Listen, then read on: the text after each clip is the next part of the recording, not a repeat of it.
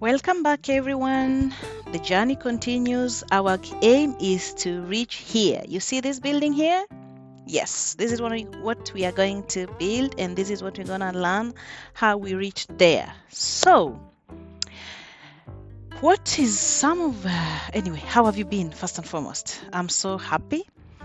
And as we wait for our fundis, the building constructing fundis, I'm here with my best friends, my ladies.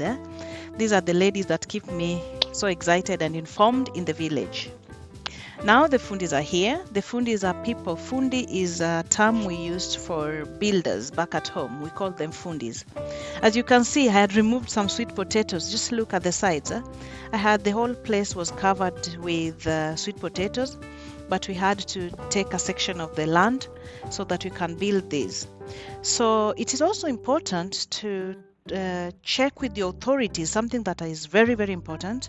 Before building, check with the authorities which kind of papers you need, everything in order, so that when you start to build, you don't have problems with your council or the people around that you've not applied for what have you. I think it's different.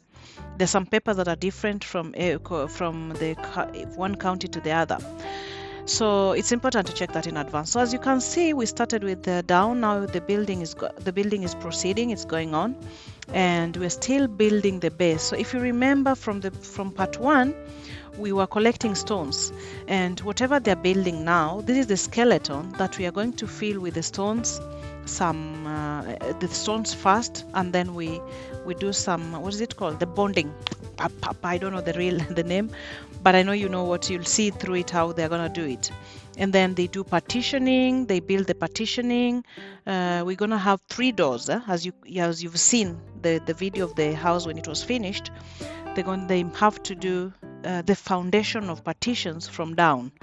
I found this is very interesting, the way they do it, but I think it gives it a very, very strong base, like the best foundation ever.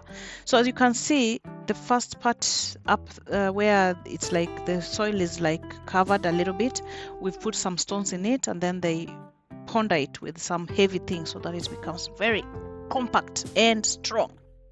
There are building machines that can do these things, and if you look at modern houses or in the cities, there are machines that do these things, but here in rural, we have to hire them, and it costs a lot of money. And for me to hire those things, I have to go to the nearby town. I have to find a contractor or a company that is dealing with it. I talk with them. I pay for transport. First, I pay the hiring fee, then I'll pay the transport fees, and the transport fee is quite high, and therefore sometimes I just choose to use the manual, also the most available manual labor that I have, so that I can achieve the same goal. So as you see, we had a lot of stones that we had collected, me and my I call them my children, and other few guys that came the other day also to help.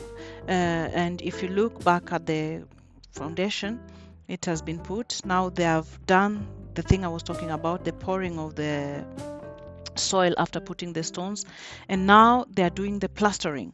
So it is this plastering that was the plastering of the foundation. And this also has a machine. I know there's a machine for doing this, that you just get the finished product of concrete, sand, cement, water mixed at a particular ratio, and it mixes together, and it just pours. And those things cost a lot of money, especially here in the rural. So we are still using the manual labor to do this.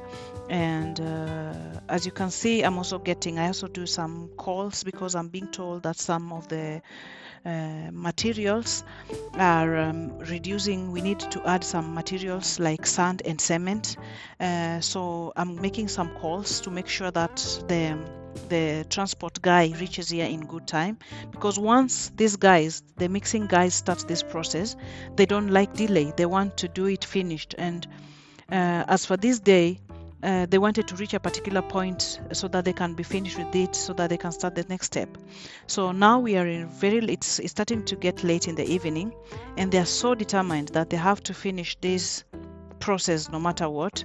They have to finish the whole place so that they can move on. I like how these guys coordinate. I had a number of guys working this day. There were about, let me see, I think there were 15 in total.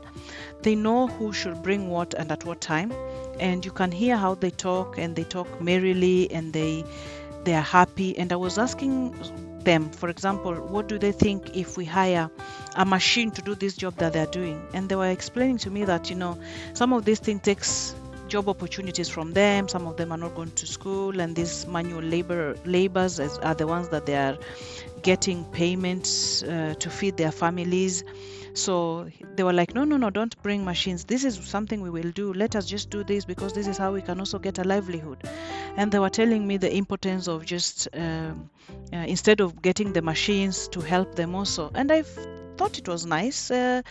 Sometimes it's just good to give. It's not like we are giving back for free, but it's good to give the local community some work to do.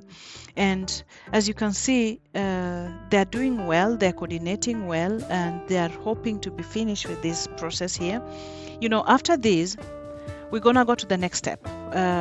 We will leave it to dry for some days, and then we're gonna go to the next step, which goes very fast and is maybe probably the second last part before we finish the whole thing.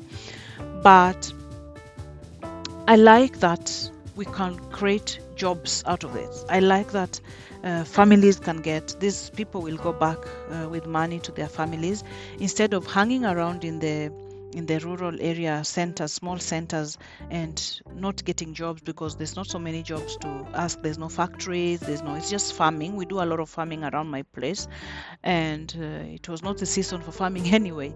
As you can see, the sun was out, it's scorching sun. So this is something that really was positive in the village. The people who were passing by were like, oh, if you have enough people, should I ask my cousin to come? Should I ask my husband to come? And we were storing, and they were telling me how life has become difficult, and they really do it passionately. There was nobody who didn't want to come to work. I actually requested to have only 10 guys working, but we ended up with 15 guys altogether. But all in all, we do it. It was okay to do it. So guys, after a long day of work, we're gonna finish the floor, the cementing of the floor.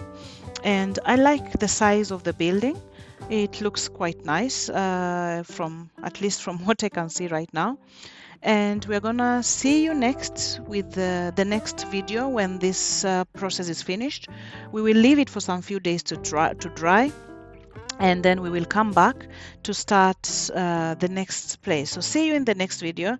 Kindly subscribe, share, like, tell a friend to tell a friend, and please leave a comment. If you have any question, don't hesitate to ask. I will answer as much as precise as I can. And thank you for staying with me until the end.